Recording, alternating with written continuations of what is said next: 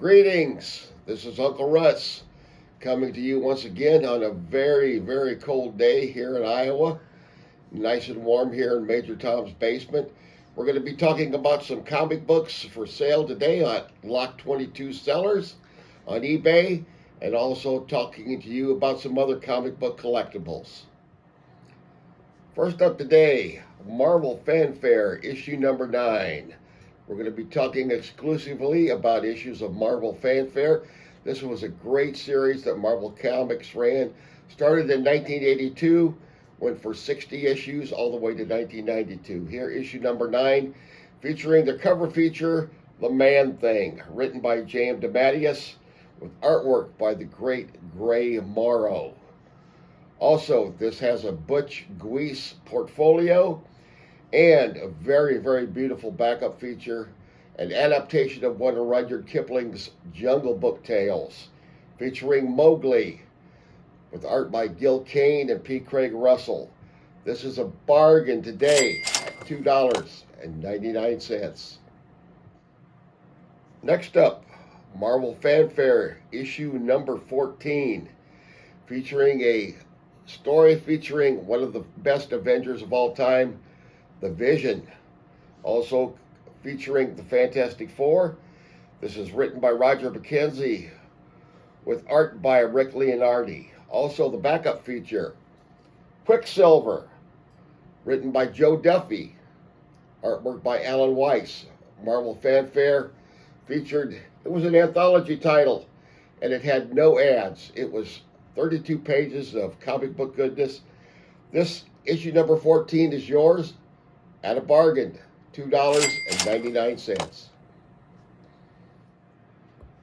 And Marvel Fanfare, issue number 29, featuring a absolutely beautiful Hulk story with story and artwork by John Byrne. This is a 22-page story. It features 22 full-page panels about an encounter between the Hulk and a shaman in the desert. Very, very beautifully done. Also featuring a backup feature of a great Captain America story with art by Norm Brayfogle, one of my favorite Batman artists, here featured on Captain America. This classic issue, and I can't stress how beautifully John Byrne did on this story, is yours for only $6.99. Next, we have Marvel Fanfare issue number 38, featuring the Moon Knight, written by Joe Duffy, with cover and interior artwork by Bill Sienkiewicz. Excellent story. And the backup feature, with artwork by Colleen Dorn and Terry Austin, featuring two of my favorite mutants in the Marvel Universe, Rogue and Allison Blair, the Dazzler. This is a beautifully done issue of Marvel Fanfare number 38. It can be yours for only $5.99. Another classic issue of Marvel Fanfare, issue number 47, featuring Spider-Man and the Hulk, also featuring Nick Fury, written by Bill Mantlo, one of the best-known Hulk writers, and stunning artwork by Michael Golden. This is a classic. If you're a fan of Michael Golden or any of these characters, it's worth your while and can be yours for only $11.99. And finally, we have Marvel Fanfare issue number 50, featuring a story about X Factor, which basically focuses upon Warren Worthington III, better known as the Angel, one of the original X-Men from the 1960s, and the villain Arcade. This is written by Joe Duffy, artwork by Joe Staton. I haven't seen a lot of Joe Staton's work for Marvel. I remember him very well doing E-Man for Charlton, doing Green Lantern for DC. This is a beautifully done book. Marvel Fanfare number 50, and it could be yours today for only $4.99. Also, I want to let you know that on Lot 22 Productions, our on the Lock 22 channel on YouTube. You can also find me on a just launched weekly broadcast about professional wrestling called Two Marks and a Spark.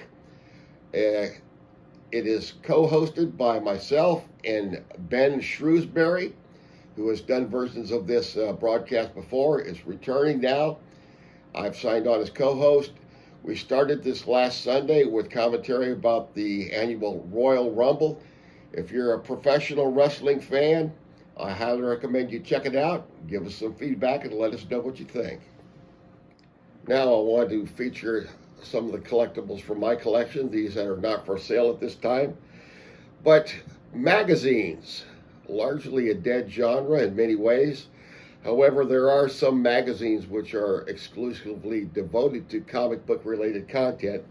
The publisher, Tomorrows.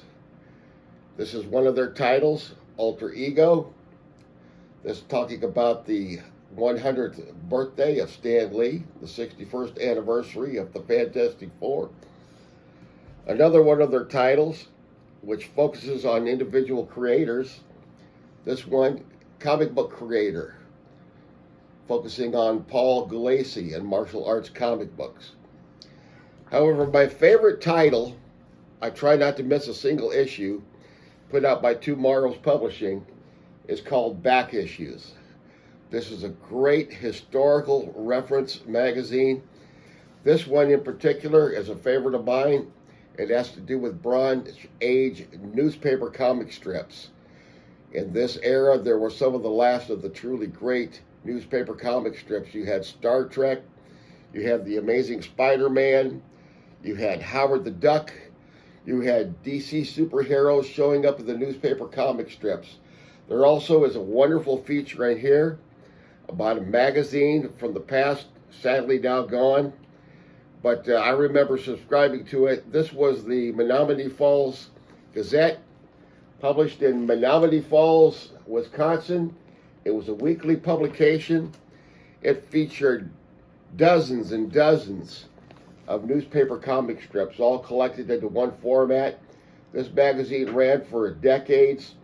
It's been out of business for quite a while, but the Menominee Falls Gazette from Wisconsin was a real classic. Here's another issue of Back Issues. This one featured miniseries, some of the early miniseries in the early 1980s published by DC Comics.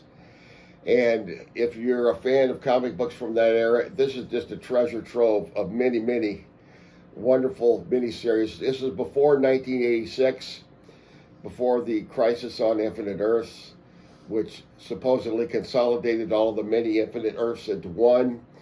Many, many interesting and exciting books came out then. Here's another one focusing on classic heroes. Here we have articles on Flash Gordon, Zorro, Popeye, Lone Ranger, features from Gold Key Comics that a lot of people don't remember, such as the Jungle Twins, another great magazine. And I have here the latest issue, which focuses on spies and PIs, another interesting genre here with Nick Fury of S.H.I.E.L.D. taking the cover. Also has articles about such characters as Miss Tree, genre writers like Max Allan Collins, fellow Iowan who wrote the Dick Tracy comic strip in the 80s and 90s, wrote many comic books in this genre, and also is an accomplished writer of mystery novels. This is a good example of the types of magazines I like to collect. You can get these through your local comic shop. Just request them and they can probably be ordered for you. Just another example of the many other types of formats that are related to comic book collecting. I can't recommend Tomorrow's Publishing enough. They have many other publications about retro TV culture. Highly recommend you check them out. It's Tomorrow's. You can find them online. Ask about them at your local comic shop. Hopefully you found something that you liked today. If you'd like to purchase any of these books, check for the links in the description below. There'll be more books for sale every week. Lock 22 sellers on eBay.